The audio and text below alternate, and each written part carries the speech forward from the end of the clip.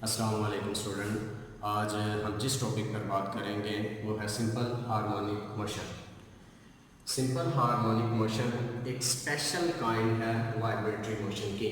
तो एसएचएम को डिफ़ाइन करने से पहले हम डिफ़ाइन करेंगे कि वाइब्रेटरी मोशन किसको कहते हैं। तो वाइब्रेटरी मोशन एक ऐसी बॉडी है जो अपने ही पॉइंट के आगे और पीछे मूवमेंट करती है। उस बॉडी को हम क्या कहेंगे? वाइब्रेटरी मोशन कहेंगे।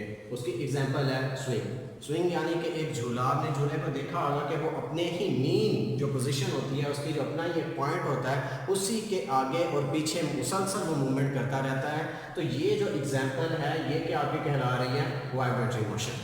अब हम आते हैं एसएचएम की तरफ। एसएचएम में सिर्फ और सिर्फ 2 पॉइंट आपने ज़हन में रखने हैं। जो फर्स्ट पॉइंट है उसमें यह है कि एक्सीलरेशन जो होगी वो डायरेक्टली प्रोपोर्शनल होगी डिस्प्लेसमेंट के, या आप इसको इस तरह भी कह सकते हैं कि जो फोर्स होगी वो डायरेक्टली प्रोपोर्शनल होगी डिस्प्लेसमेंट के। इसके मैंने मैथमेटिकली पोर्शन यहाँ पर राइट किया हो कि फोर्स डायरेक्टली प्रोपोर्शनल है डिस्प्लेसमेंट के। डिस्प्ले एक्स को हमने यहाँ पे डिस्प्लेसमेंट से रेफर किया हुआ है, और एक्सीलरेशन और फोर्स का यहाँ पे वर्किंग क्या होगी? सेम होगी। और जो सेकंड पॉइंट है वो है कि acceleration is always directed towards the mean position. तो हमेशा जो एक्सीलरेशन की डायरेक्शन होगी वो टुवर्ड्स द मीन पोजीशन की जानिब ही होगी। ये 2 पॉइंट आपने अगर प्रूव कर दिए तो इसका मतलब ये होगा कि जिस एग्जाम्पल को हम ले रहे हैं वो आपकी क्या होगी? एक सिंपल हार्मोनिक मोशन होगी। एसएचएम में आज हमें जिस एग्जाम्पल को डिस्कस करना है motion of mass attach to a spring. ये हमारे पास एक कंप्लीट एक सिस्टम है जिसमें मास जो है वो स्प्रिंग के साथ अटैच्ड है, और जो स्प्रिंग है उसको हमने किसी भी फर्म के साथ या वॉल के साथ उसको बांधा हुआ। अब इस पूरे सिस्टम को डिस्कस करने से पहले आप जहन में रखें कि ये जो पॉइंट अगर आपके जहन में होंगे तो ये सारी एक्सप्लेनेशन आपके लिए आसान हो जाएगी। फोर्स, जो चीज़ें इसमें टर्म्स हमने यूज़ करनी है, फोर्स, डिस्प्लेसमेंट, एक्सेलरेशन, इनर्शिया और वेलोसिटी। सबसे पहले जो मास हमारा वो मेन पोजीशन पर है, ये रेस्ट की पोजीशन पर है, इसके ऊपर कोई भी फोर्स अप्लाई नहीं की है। इसलिए मैं यहाँ पर राइट किया होगा फोर्स आपकी 0 है। अगर फोर्स 0 होगी तो डिस्प्लेसमेंट भी 0 होगी। अब सवाल ये है कि यहाँ पर फोर्स 0 क्यों है?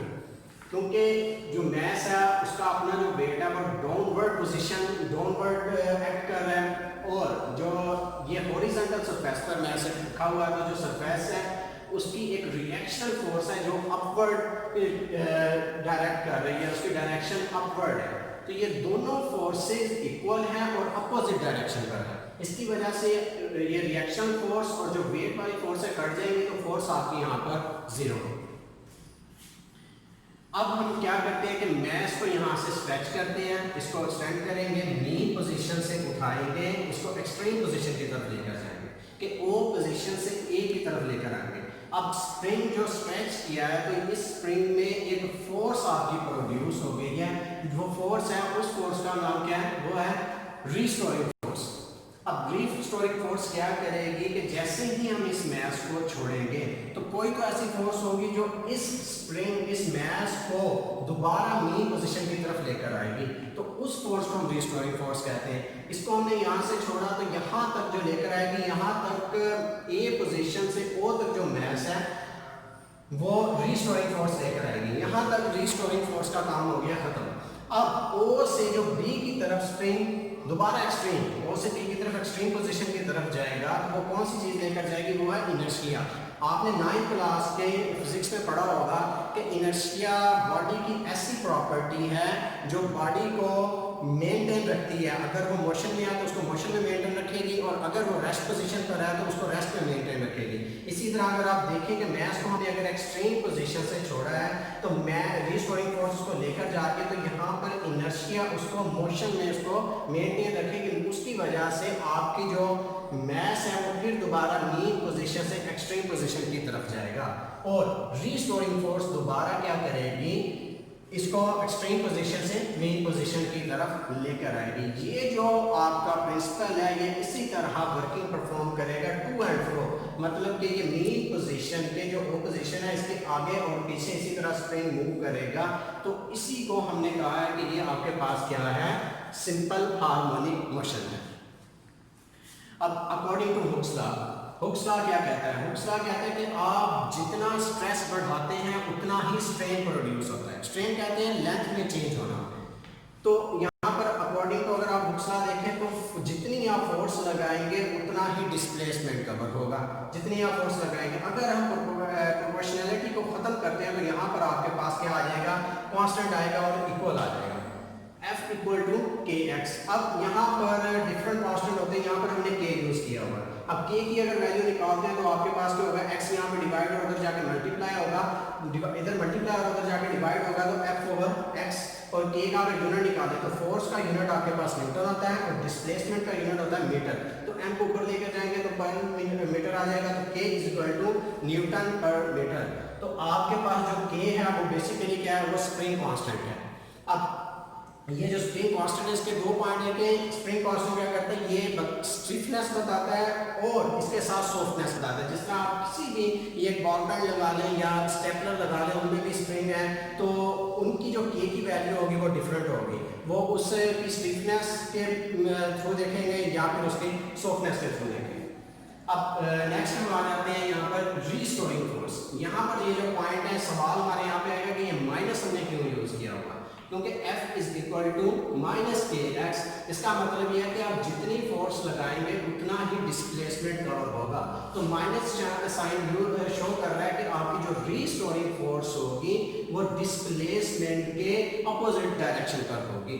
अब यहाँ पर मैं आपको समझाता हूँ कि जैसे ही इसको हमने मीन पोजीशन से एक्सट्रीम पोजीशन की तरफ हम मैच को लेकर गए हैं, तो डिस्प्लेसमेंट यहाँ कवर हुआ, उसकी जो डायरेक्शन थी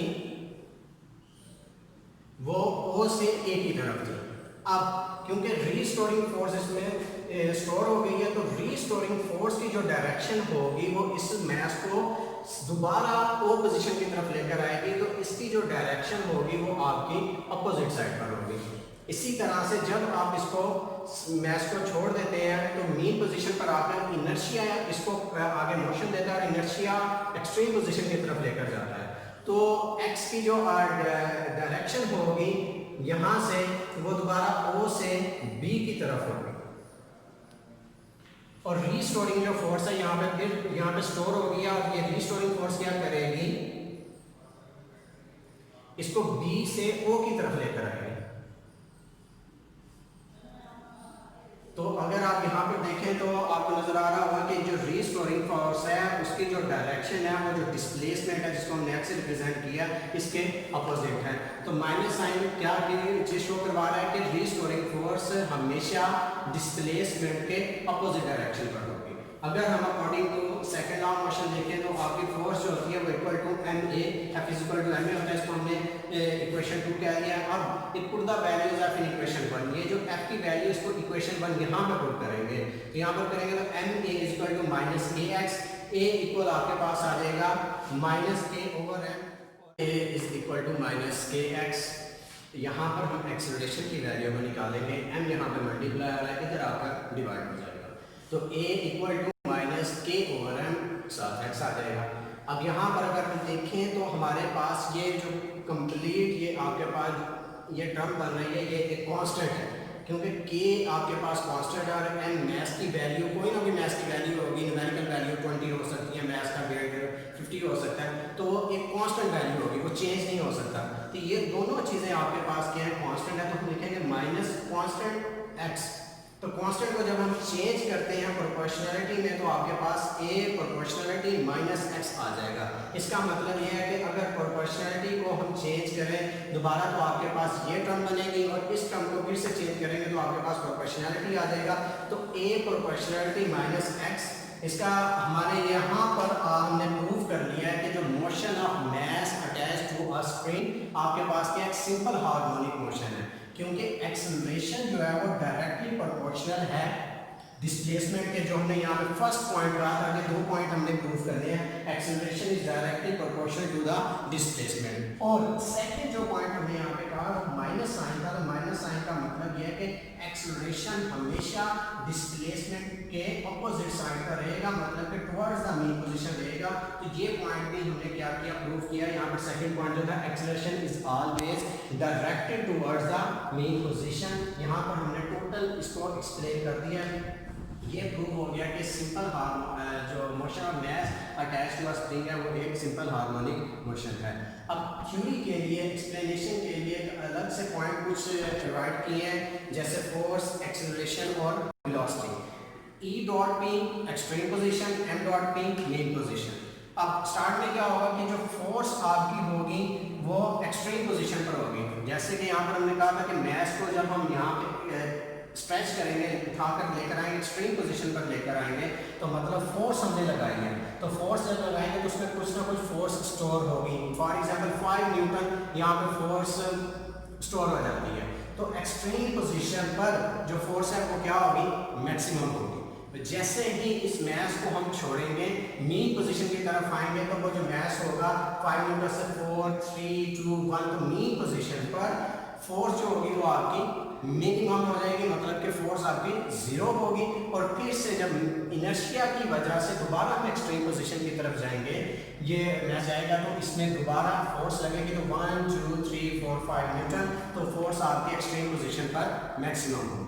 अब एक्सेलरेशन का जिक्र करें तो हमने स्टार्ट में कहा था कि फोर्स और एक्सेलरेशन वर्किंग यहाँ पे सेम है। तो जो वर्किंग फोर्स की होगी वही एक्सट्रीम पोजीशन पर acceleration maximum, minimum mid point पर, और इसी तरह एक्सट्रीम पोजीशन पर मैक्सिमम।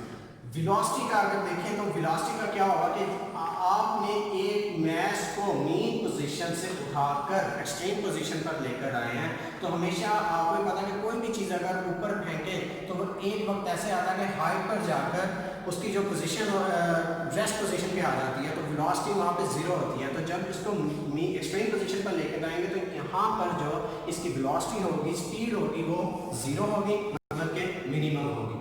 तो जैसे ही आप इस स्प्रिंग को यहाँ से छोड़ेंगे तो वो बहुत स्पीड से यहाँ मेन पोजीशन की तरफ आएगा, तो मेन पोजीशन पर जो वेलोसिटी होगी वो मैक्सिमम होगी, और उसके बाद मेन पोजीशन से फिर एक्सट्रीम पोजीशन पर जो वेलोसिटी होगी वो मिनिमम होगी। तो इस तरह से आज का जो हमारा टॉपिक है वो मुकम्मल हो गया है। तो इंशाल्लाह मिलते हैं